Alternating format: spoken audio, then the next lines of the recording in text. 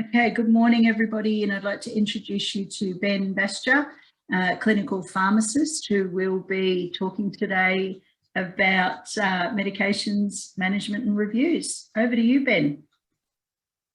Okay, thank you so much, and thank you for allowing me to join you in your homes. I have been dealing with Parkinson's disease patients, among many others, for a long time, and trying to rationalise medicines, make them sensible, speak to people about medicines, which is probably the most important or interesting part of my job. And what I find is that people have preconceptions or misconceptions about their medicines, and I find that they have oftentimes misinformation or poor information about the disease process of Parkinson's disease. And so I always usually start out by asking people what they know, what they understand, what information they've been given. This Zoom makes that a bit difficult since I can't interact with all of you and I can't see how you're responding individually to what I'm saying. So for me, it's a bit of a compromise. So what I intend to do is just to start talking perhaps for 5 or 7 minutes about some general things. And I anticipate that some of the things that I'm going to say may spark some questions on your behalf, which are going to be handled by our semi-competent Parkinson's staff. And we'll see how we go from there. So there are some very interesting things about Parkinson's disease that I'd like to share with you. I'm not sure whether you knew about them or know about them or not. So I'll just start speaking. Parkinson's disease is divided into 2 parts. You come in or not? You come.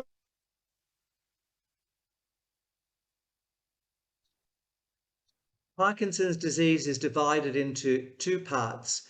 There are motor symptoms and there are non-motor symptoms. The motor symptoms are to do with tremor and rigidity, difficulty with movement. They are the motor symptoms.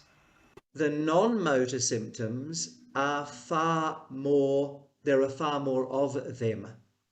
While there may only be a limited number of motor symptoms, so I've got a resting tremor, a bit of rigidity, slowness of movement, instability in posture.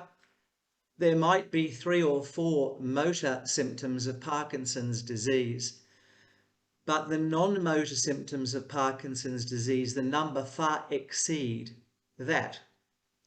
And so these can consist of sleep problems and gut movement problems, bladder problems, mood problems, constipation problems, memory problems. There are many, many non-motor symptoms, and what's been discussed is the fact that the non-motor symptoms, the symptoms that I've described to you, incontinence, constipation, mood problems, pain problems, sleep problems, these non-motor symptoms determine to a large extent a person's quality of life. For people who have Parkinson's disease, not so much the motor symptoms, the rigidity, the slowness of movement, the tremor. Now, I don't know whether you believe that or not. I don't know whether you knew that or not. I don't know whether you think that or not. Perhaps you feel that your motor symptoms far exceed any of these, what might be for you minor inconveniences, but I anticipate for many of you may be major inconveniences to do with the non-motor symptoms of Parkinson's disease.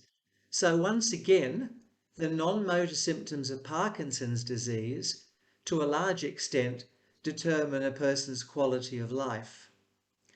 Now, we have a limited number of medicines to treat the motor symptoms of Parkinson's disease. And you might be interested to know that since these medicines began to be developed, there haven't been, in the last 30 years, any amazing breakthroughs. In fact, the information that I'm giving to you is not my opinion, it's my interpretation of the most recent medical literature.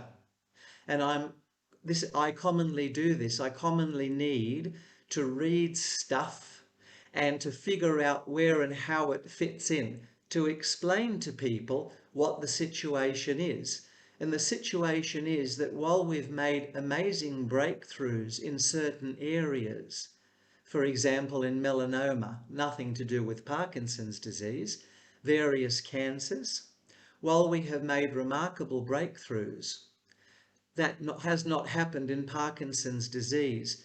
What's happened is the manufacturers have tried to improve the formulations by making things that dissolve, or by making tablets that last longer than other tablets. But we don't have any remarkable new medicines. And it's interesting to reflect on that. In fact, let me go back. Before I talked about the motor symptoms and the non-motor symptoms. If you think of them collectively, all of the symptoms together, it's a very interesting picture, because the motor medicines seek to increase the amount of a chemical called dopamine. They seek to increase the amount of a chemical called dopamine. And dopamine is, we call it a neurotransmitter. In other words, it's passed from nerve to nerve so that a nervous impulse can continue. You might think that a nerve is just like a long wire, and the wire starts from the brain and the wire goes to whatever it has to work on.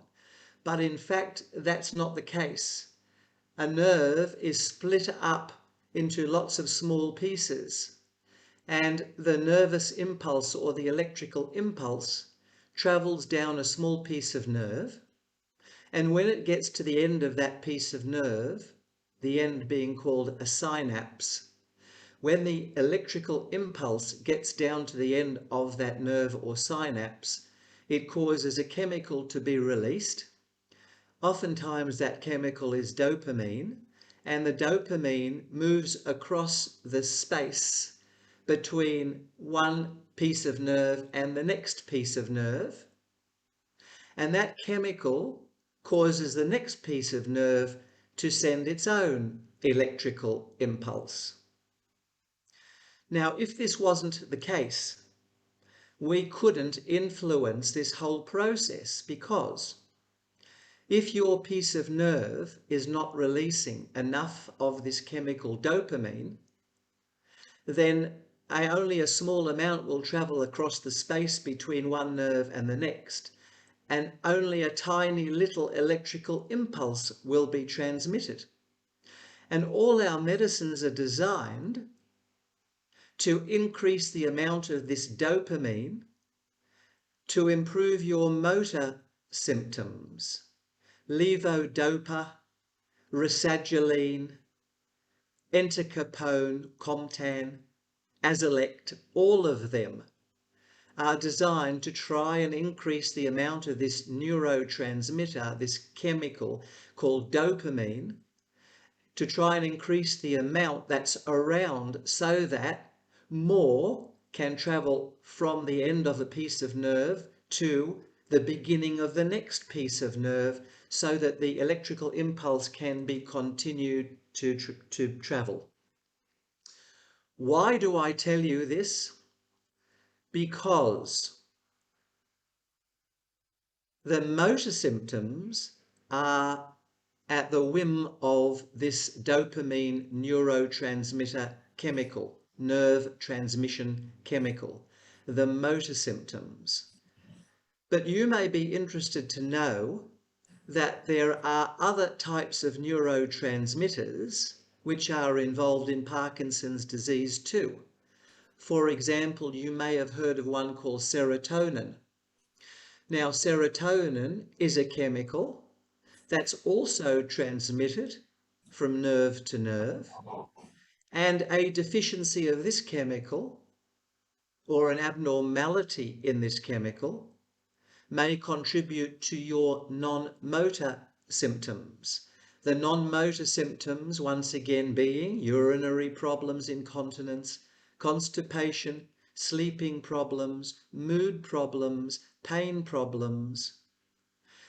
An abnormality in serotonin transmission chemical, an abnormality in another chemical called noradrenaline, passed along nerves in the same way, abnormalities in these other neurotransmitters or nerve transmission chemicals in your brain, in the base of your brain, down your spine, and into all parts of your body, an abnormality in these nerve transmission chemicals may more likely be responsible for your non-motor symptoms.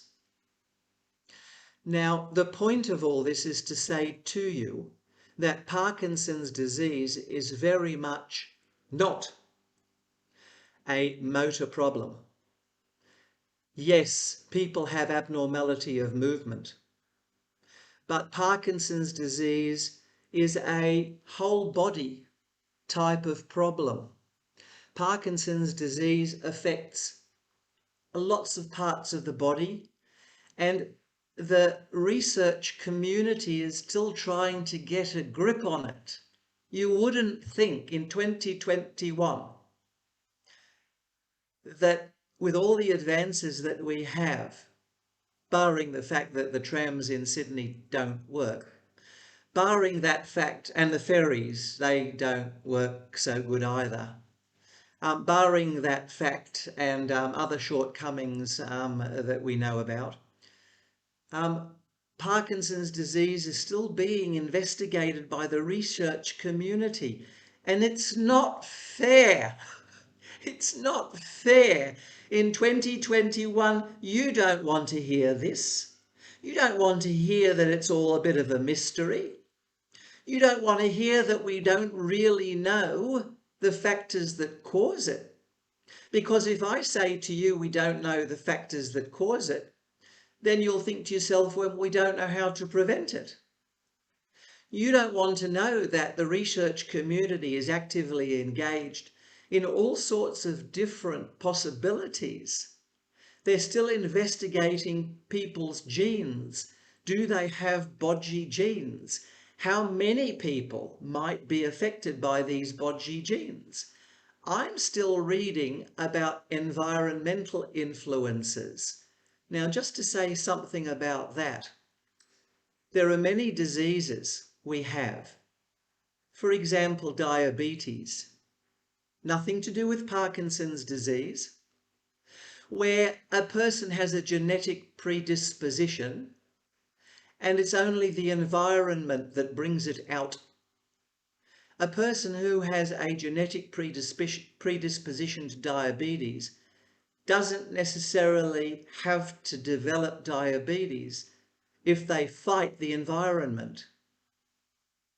Back to Parkinson's disease, I'm still reading that an environmental influence is pesticides. Pesticides. Now, I'm just interested in when the last time was that you came in contact with a pesticide. I mean, and for it to be reported in recent literature just seems to me to be reaching for some kind of explanation when we don't know if there's an environmental influence. We know that sometimes genes are affected. We know sometimes which genes are affected. We also know that there are no current tests that one can do, definitive tests, in other words, definite tests that will give you a result that what you have is Parkinson's disease, or that you may be predisposed to Parkinson's disease, or even a test that says you have this type of Parkinson's disease, because we know that there are different types of Parkinson's disease. Some progress slower than others. We don't have a test for that. Is this so amazing? Well, I'll give you an example. Let's say you develop a rash, a very red itchy rash. The rash is driving you mad, and your GP says it's an allergy. And you say to the GP, oh, don't worry, give me a request form for pathology and I'll go and have an allergy test. And the GP says, there's no such thing. So, isn't life interesting that we have no definitive tests for allergy, and I can explain at length why, but we don't have time. And we have no definitive tests for Parkinson's disease. And here's something else that you may be interested in. We have no recommended order of using medicines for motor symptoms. There are no guidelines to say, use this medicine first, use this type of medicine second. There are no guidelines for that. If I pull something out of a guideline for you, I can tell you that there is a medicine called pramipexole. It's a dopamine agonist. It doesn't matter, I can explain what that means in a minute.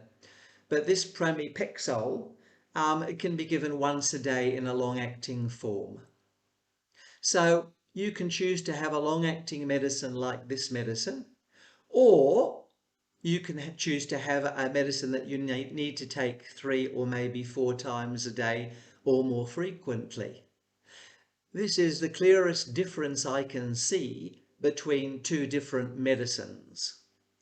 Levodopa, carbidopa, cimetkinson, these type of medicines, they need to be given quite frequently during the day. Levodopa carbidopa or levodopa benserazide, cimetkinson, seek to supplement the amount of dopamine, which is the nerve transmission chemical, that is deficient in your nerves, in the brain, in the base of the brain and the spine.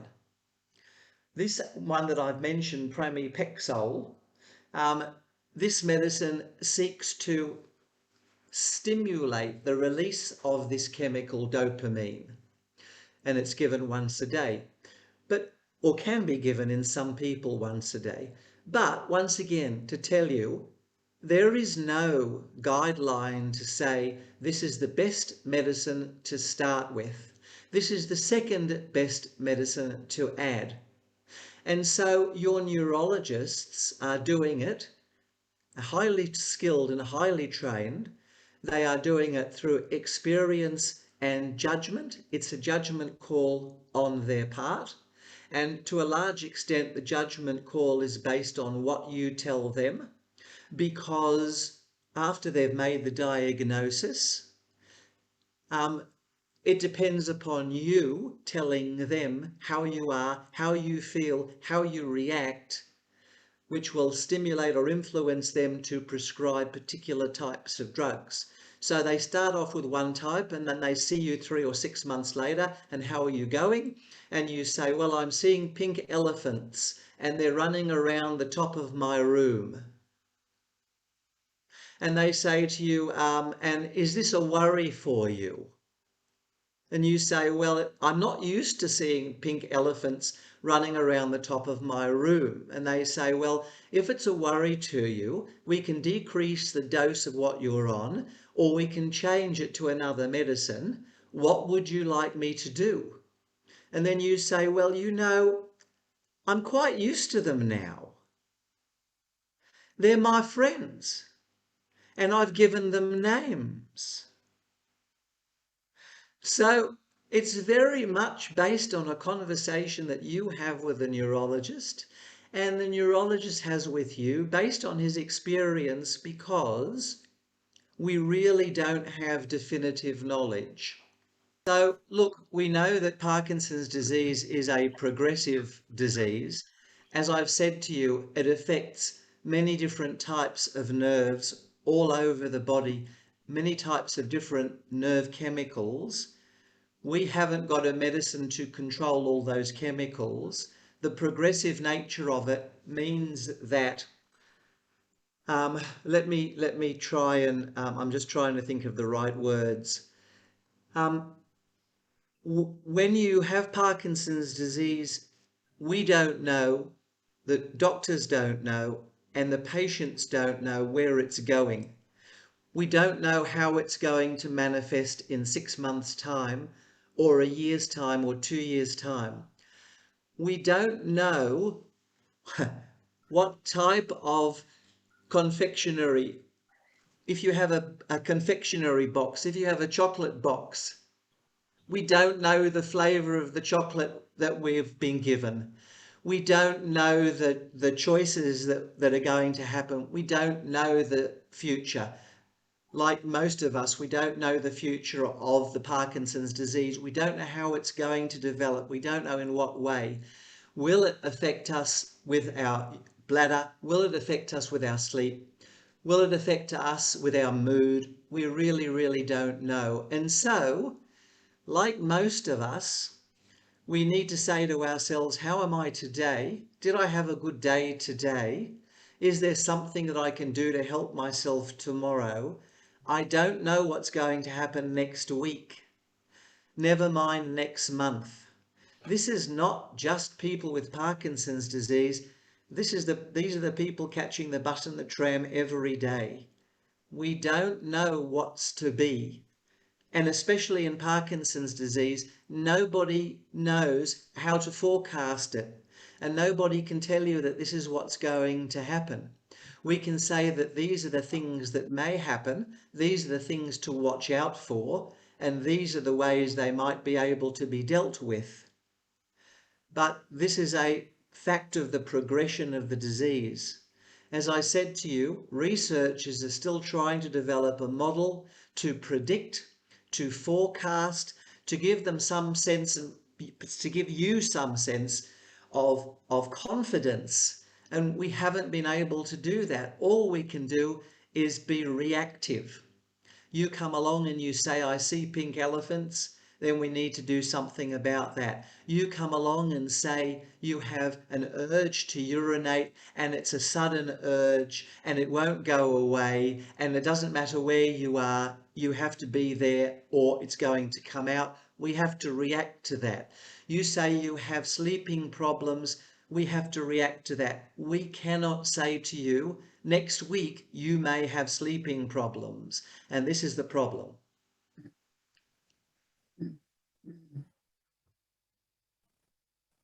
One has to get as much information as one can, but one has to get it from dependable sources. That's Yes. the first thing, because there's so much misinformation out there. Yes. I'll give you an example. One of the things that people are investigating is the microbiome. Now, the microbiome is a collection of microorganisms in your gut. And that's what people take probiotics to try and influence. Now, the microbiome, or this collection of microorganisms in your gut, we've discovered over the last 5, 7, 9 years is exceedingly important for all sorts of bodily functions. And it may be so for Parkinson's disease as well. But we don't know, and we have no way of manipulating the microbiome. In other words, one can't go into a health food shop and buy a probiotic that's guaranteed to manipulate or change your microbiome to help your Parkinson's disease. Now, if you take this concept, because that's the fact of it, that fact, those facts that I've just spoken to you about, can be changed in so many ways by different people seeking, who have an agenda to make money by selling probiotics, because they can write on a bottle, may assist in the control of Parkinson's disease. But you see, the message is being manipulated, and it's a false message because we don't know yet how to do that. And so all we can do is get information from the best sources, the most dependable sources that we have. Then we need to think about what we're feeling and how we're feeling, and can we manage with the issues that we have to deal with, or are they insurmountable? Now, this is also a very interesting question about people's expectations. You all have certain expectations. You may have had high expectations initially, early in the piece. As I'm speaking, I may unintentionally have lowered your expectations, but what should I do? You're all lovely people. I want to help you. I want to be your friend. I want to support you. I want you to have a positive outcome. And so some of these things that I've told you, I shouldn't have told you. I feel bad. I feel bad about it. And what I'm trying to do is I'm trying to give you the best facts that I have, the best literature that I have. Once again, it's not my opinion, it's my interpretation of what's happening. And I'm afraid to say, I've got a downside and an upside. Here's the downside. You are going to have to work it out. With help, with support, with information, you are going to have to work it out. That's the downside, okay? But I've got an upside for you. I've got an upside for you, and it goes like this. If you have survived to the late 70s, the early 80s, the middle 80s, or older, I know that you have a huge amount of common sense, because there is no way that you could have gotten to 79 or 81 or 85 without a huge amount of common sense. There's just no way. Now, if you don't have any common sense, well, your partner does. If your partner doesn't, then your friend or your sibling has, the one you talk to. And you all have an enormous amount of common sense. With that common sense, you can work things out. I speak to people all the time and I say, look, this medicine for pain, let me just pick one off the top of my head. There's one called pregabalin, Lyrica, Lizalon. It's a nerve pain medicine. I say to people, look, the medical literature says this nerve pain medicine, well, we're really not sure how effective it is or whether it's effective at all.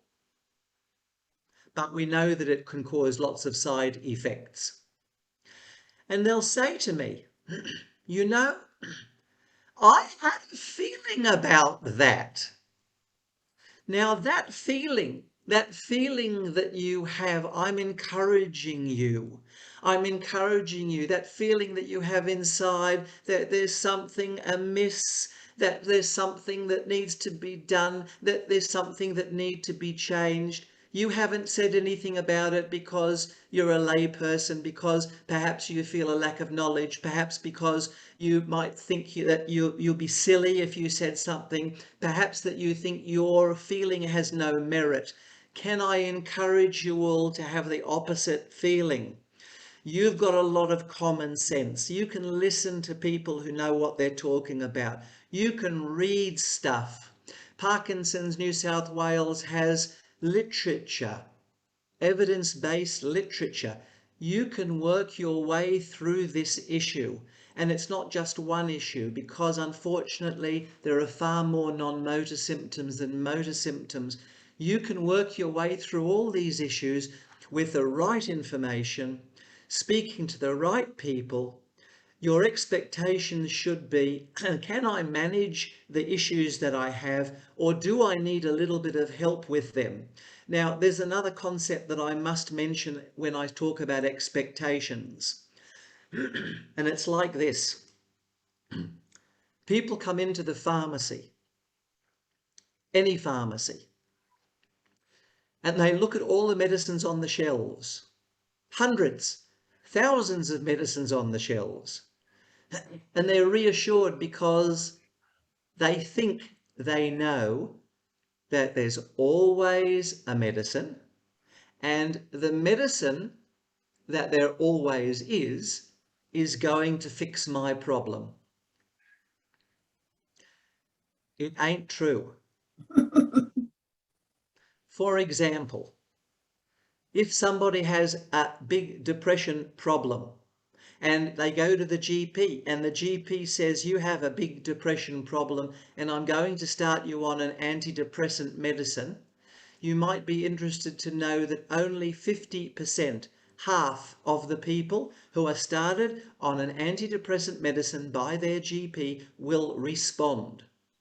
50% will respond to this antidepressant medicine. 50% will be helped and 50% will find that even if the dose is increased once or twice, it's not the medicine that's going to help them. So it's the same with pain. It's the same with migraine. Most migraine medicines only help 50% of people, and people have to try another one. What I'm trying to say to you is that the medicines that we have oftentimes are not magic medicines, and they might go halfway or 3/4 of the way towards helping you, but they're not going to eliminate, they're not going to obliterate, they're not going to remove most problems that you're taking that medicine for. What they're going to do is they're going to make them manageable.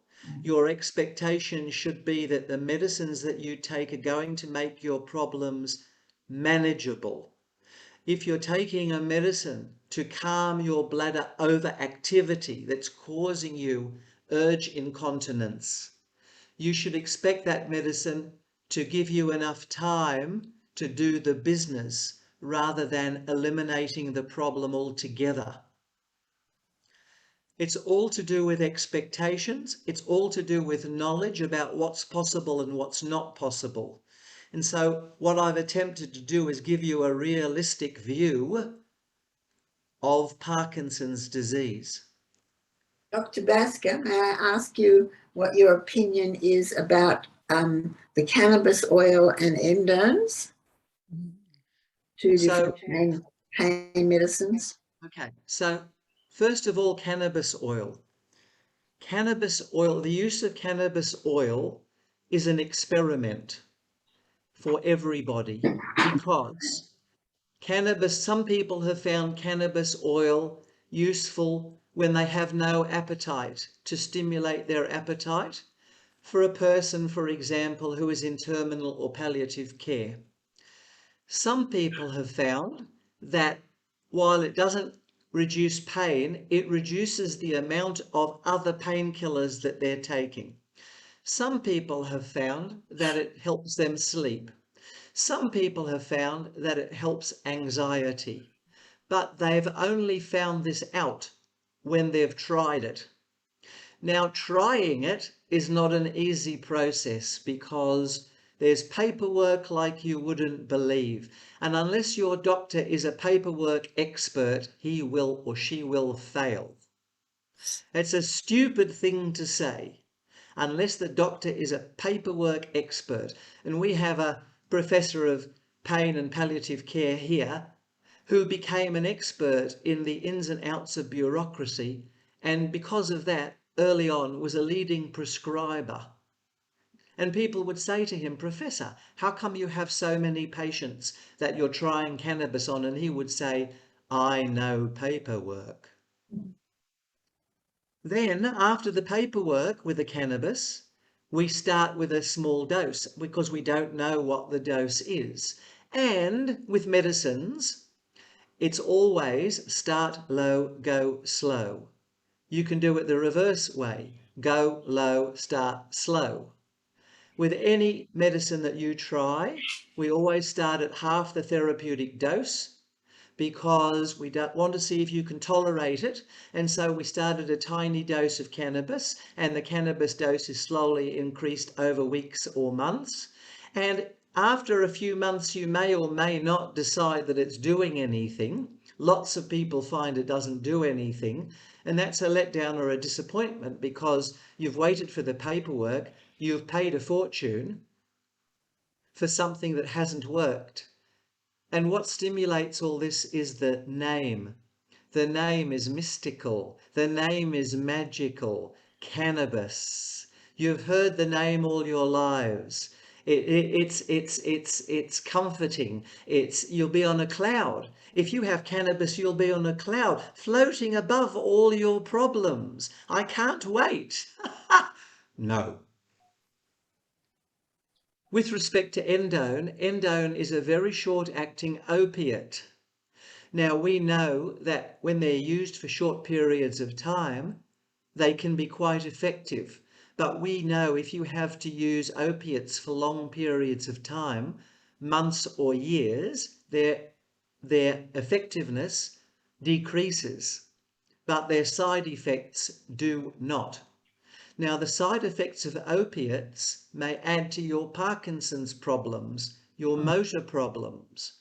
For example, endone can cause a person to be sleepy during the day. Endone can cause a person to be unsteady on their feet. And lots of people who have Parkinson's disease have what we call orthostasis or orthostatic hypotension, or when you stand up, your blood pressure falls to nothing. Endone can make that worse. And endone can cause brain fog. By brain fog, I mean people can't remember stuff. People can't add up columns if they were able to do that before very easily.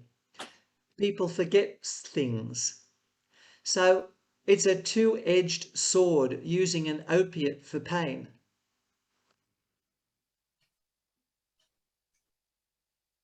Thank you. Thank you. Thank you, Wendy. Owen?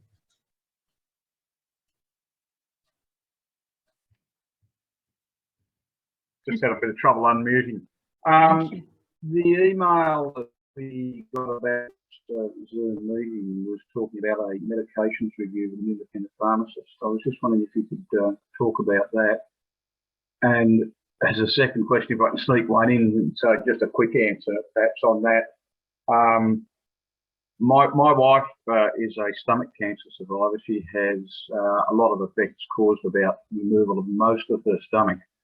And so I was particularly interested in the gut movement problems that you mentioned and the microbiomes. Where's the best place to go to get more information about those aspects? Because we may be getting a crossover between Parkinson's disease issues and post-surgery about 12 years ago, digestive systems issues.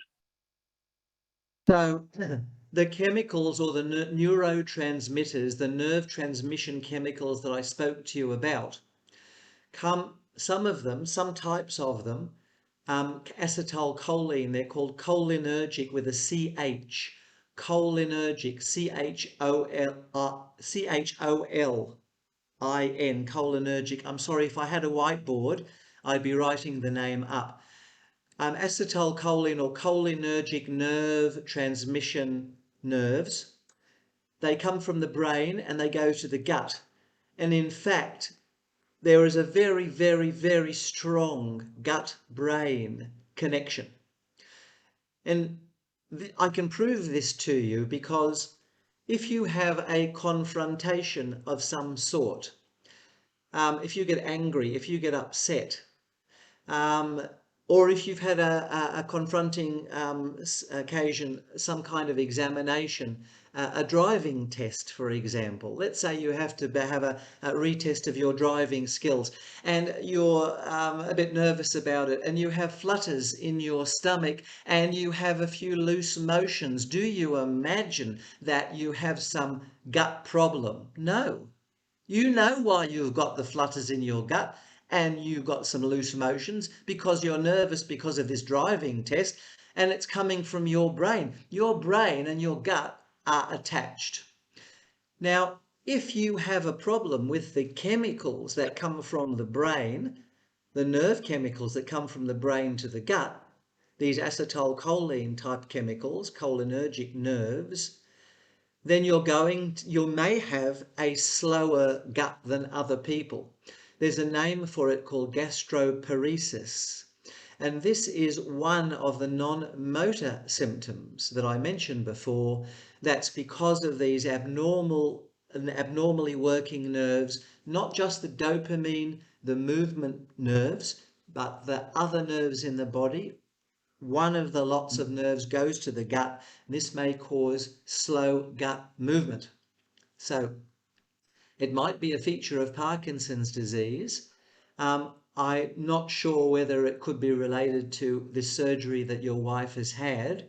Usually when somebody has a gastrectomy or removal of their stomach, the problem is removed, and I'm unaware that that is going to affect movement further down. But obviously I don't have all the information. May I just speak to you briefly about something called a home medicines review? The government knows, or the government knew in the late 90s, that lots of older people were taking lots of medicines. Now we know that the more medicines, the more side effects and the more cost. And so because of this, the government was very concerned. We also know that polypharmacy or over medication is very common. There are many reasons for this. One of them is that medicines are not reviewed regularly. Once a year, someone who knows what they're doing should look at all your medicines and ask questions about them. Are they still working?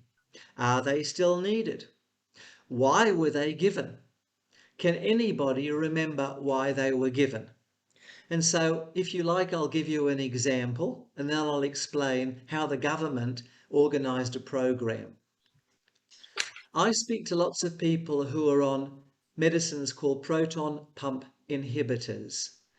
Esomeprazole, Nexium, Nexazole. Omeprazole, Losec, Acemax.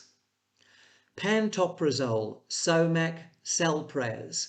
These medicines stop your stomach making acid.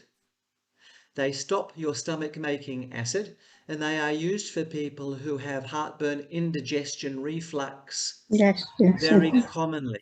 very commonly. So if you have a very common attacks of reflux or indigestion or heartburn, the doctor may very well prescribe one of these medicines for you, and you'll end up on that medicine oftentimes for years. So I spoke to a fellow and I said to him, you're on this pantoprazole, Somac, Salpraz. It stops your stomach making acid. He says, oh yes. I said to him, and when might you have started that? A year ago? Oh no, he says. 5 years ago? Oh no, longer than that. I said, when? Well, he said, maybe 12 years ago, maybe 15 years ago, I had an attack of heartburn. And that was the end of his story. And for 12 years or 15 years, he's had the acid in his stomach blocked. Now, I don't know whether you think that's a good idea or not, but if you think it's a good idea or if you think it doesn't matter, what you're saying is that when Mother Nature created you, or a creator, or if you believe in a creator, some do, some don't, we do here at the Wolper Jewish, the creator made a mistake, you see. Everybody's human. And the creator made a mistake by making your stomach make acid. And the doctor knows this because the doctor's so clever. He can come along and give you a tablet that stops it without any consequences. He can stop the acid that you've had all your life without any consequences because the creator made a mistake. and you'll be fine. Have a nice day. Now, I don't know if you believe this is true or not, but it's not, because stomach acid is beneficial for many reasons. The government knew this was happening, and so the government started a home medicine review program. And how this works is like this. You speak to your GP and you say to your GP, I would like to have a pharmacist review my medicines, a medicine review pharmacist review my medicines at my home. And I'm wondering if you wouldn't mind this happening, and if you could write a referral form for a home medicines review. You can send it to my pharmacy, or you can give it to me and I will go to my pharmacy, and my pharmacy will organise a medicines review pharmacist to ring me up and make an appointment to come and see me at my home when it's convenient and go through my medicines. This program where you speak to the GP fills out a referral form. The referral form goes to your pharmacy. The pharmacy organises a medicines review pharmacist. The medicines review pharmacist comes to your home when it's convenient. He goes through all your medicines. Most probably he or she will sit at your dining room table and spread all your medicines out and look at them and ask you about them and ask you how you find them and ask them if you like them and ask them if you think you need them. This whole program is free. It's free. The government pays the entire cost, so you lose nothing. What happens is the medicines review pharmacist may then make some remarks to you. The remarks may be, look, I think this and I think that, and I'm going to write a report for your GP. And the medicines review pharmacist writes a report for your GP, and he sends the report to your GP. The next time you see the GP, then the GP may or may not discuss these findings with you. If you have a copy of the report, then you may discuss the findings with the GP, and you may say to the GP, look, I think that I don't need to take this anymore. Or you might say to the medicines review pharmacist, my goodness, I'm taking so many tablets. Do I have to take this many tablets? Now, this is a little problematic. With respect, your GPs are wonderful people, okay? Your GPs are wonderful people, okay? That's twice. But if they are the ones who prescribed the 19 medicines that you're on, because they thought those 19 medicines were best for you, do you think that they're the right person to investigate the need for them? Once again, your GPs are remarkable, amazing people, busy, preoccupied, and it might be good for you to get an uninvolved third person. Now, this medicines review pharmacist is an uninvolved third person. There's two ways you can look at an uninvolved third person. You can say about an uninvolved third person, you don't know me. You don't know anything about me. We have no relationship. Get out. Or you might say to an uninvolved third person, you know, I wouldn't mind someone who hasn't been involved to look through the window, to look at what's happening, to give me an opinion about something they haven't been involved in, to tell me what they think, to give me an independent opinion from someone who has no agenda. What I can say to you is, I brought a little bit of information with me. So I have an article from the Medical Journal of Australia. It's dated 2018, so I'm quite confident in the recency of it. And in this article from the Medical Journal of Australia, there's a table. And the table says pathophysiological processes. In other words, the physiologic, the body processes likely to be involved in the cause of Parkinson's disease. And it interested me because it's divided into, well, it has many dot points. One dot point is genetic mechanisms. Apparently, the Inuit, I-N-U-I-T, the Inuit population have different genetic makeup mechanisms. Ethnic susceptibility. Then there are abnormalities in protein production in nerve cells. Then there is deposition of abnormal proteins. Then there is altered gut microbiota. And the table goes on and on. What I'm trying to say to you is you have picked one dot point from a table that has many, many dot points, and they're all possible. Look, we know that some Parkinson's medicines are absorbed best on an empty stomach. We also know that it's convenient for people to take them with a full stomach. We also know that we want people to take their medicines when they remember and when it's convenient for them. And so it's possible to make all sorts of rules about when the best time to take the medication is. If it's convenient for you to take your medicine half an hour before eating because you remember, 20 minutes before, 40 minutes before, that's fine. But the biggest problem for people is adherence, remembering, getting into a routine. And we would prefer you to be able to take your medicines at times that are comfortable for you so that you don't forget, so that it doesn't become a chore. We don't want for you to have a life that revolves around medicine taking. I must take it now because I can't eat for 20 minutes and I'm starving. This is not any kind of life to have, to be ruled by the clock and by your medicine taking. And so you're right, some medicines are best absorbed in particular ways, but we would prefer for you to have a comfortable life and to fit your lifestyle in rather than the other way around.